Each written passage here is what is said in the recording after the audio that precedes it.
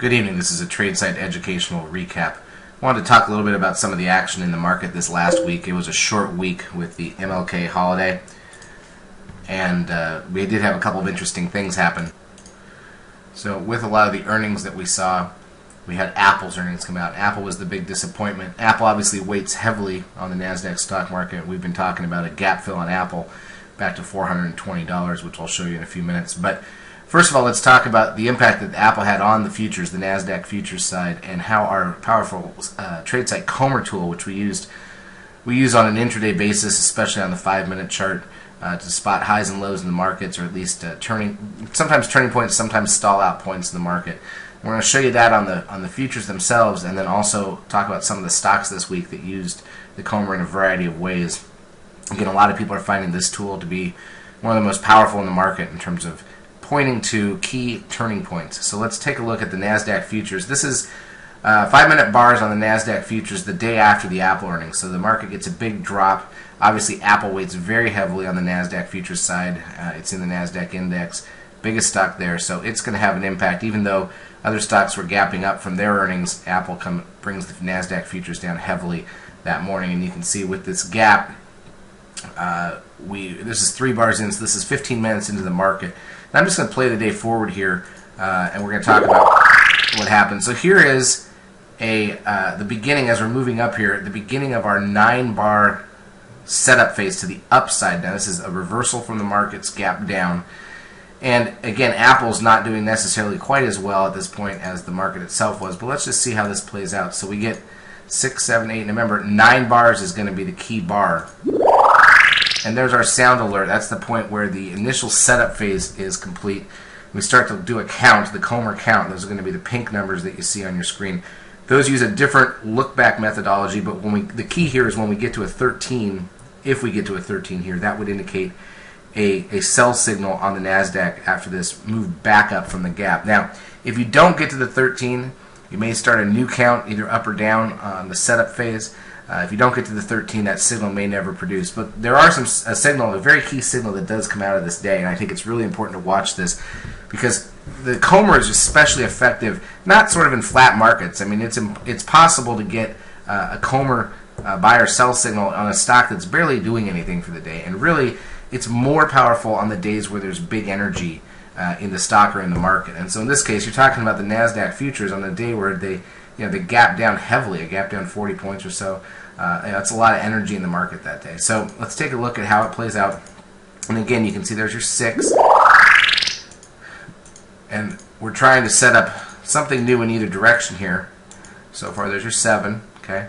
Now, what's interesting here is you can see we're starting to get a count to the downside. And remember, Apple did not get a huge rebound off of this gap down, so Apple's still weighing heavily on the market. Some of the other stocks of the day that were moving up, trying to help the market back up, but as they start to falter as well, the market starts to head down. So what's interesting here is we end up with a 9-bar setup phase to the downside. You can see straight down here, we're going to get the next bar is a 9, and when that happens, the upside count of pink numbers that were at 7 gets a recycle, as you can see the R right here. What that means is that this new 9-bar setup phase in the other direction completely erases the Comber count that was going on looking for a sell signal. But here's what's interesting.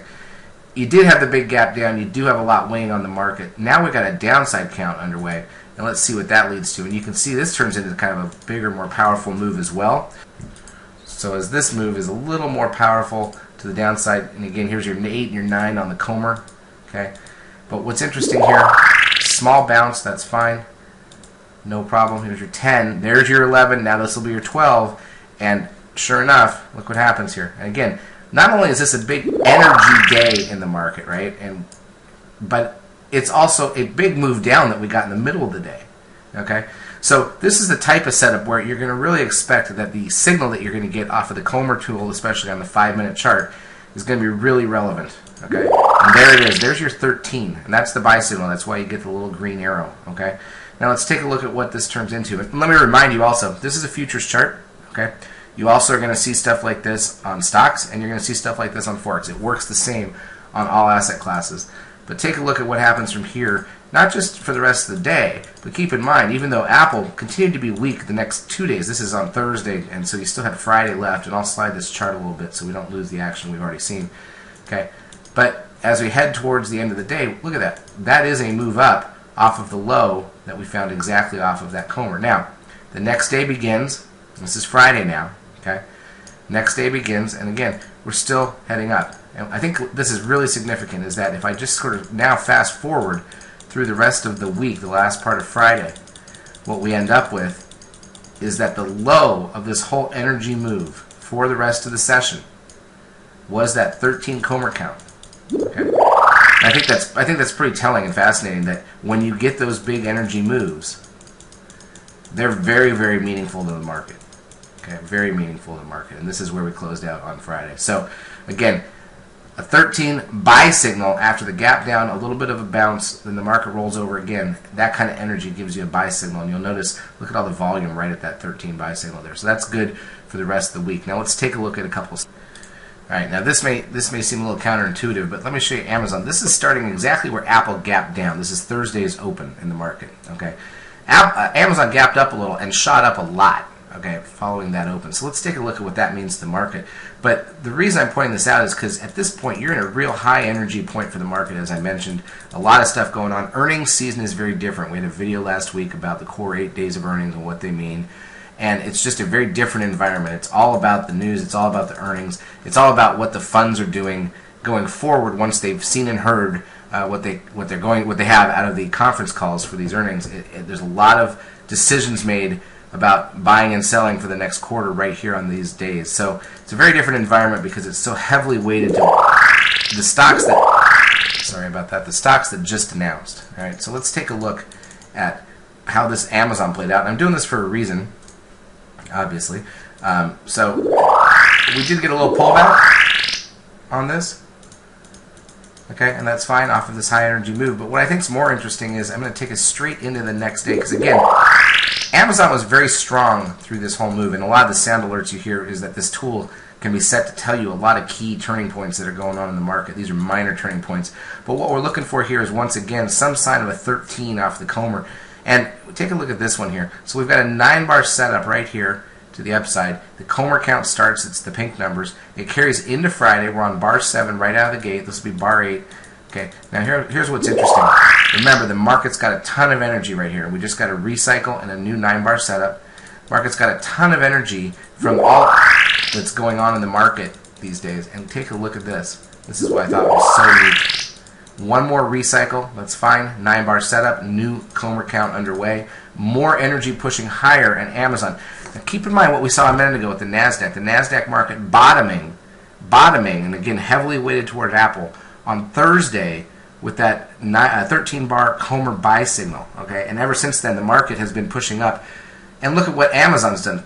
Obviously it was much stronger. It was a gap up on Thursday morning. So this stock was really, from a relative strength perspective, outperforming everything else in the market. Most of what I saw in the market anyways. Strong stock. So now it's pushing even higher here on Friday. As remember, the market was up from that 13 buy signal, but certainly wasn't running like this. Look at this move. And what I think is great about this is now you've got energy on Amazon. And if you're playing Amazon, there's a 13 signal on the Comber on Amazon, the 5-minute chart. And what's neat about that is you get a risk line. That's the pink line you see up there. So the 13 signal is basically saying this could be a turning point in the market. And if it is, we wouldn't expect it to go above this pink line at worst. Okay, so if you were long Amazon, this kind of gives you a point to maybe get out. A lot of people try to use the Seeker and the Comber tools that we provide as buy and sell signals themselves. What they don't understand is that the tool is way more powerful when it's used for a play that you're in, a movement that's occurring, a stock you're long like Amazon, and you get a signal here that basically tells you where to get out. I think it's a lot more powerful as an exit strategy than it can be as an entry strategy. I think you can find a lot of other reasons to get into stocks. But certainly, obviously, if you're getting a point here, if this does turn out to be essentially the top on the stock for the day, and as you can see it does, we never go above the pink line. Okay. See, this gets me out of the stock. Remember, every moment that you're in a stock and trading is risk. And there's no point in staying in a stock once the momentum of the movement is over. And I think what this really shows you is that, first of all, when the NASDAQ had a lot of negative energy, negative momentum, the Comber gave you that ultimate buy signal that was really good for about a day and a half at least. And that's about, it doesn't need to go into Monday at this point in time. It's been very significant already.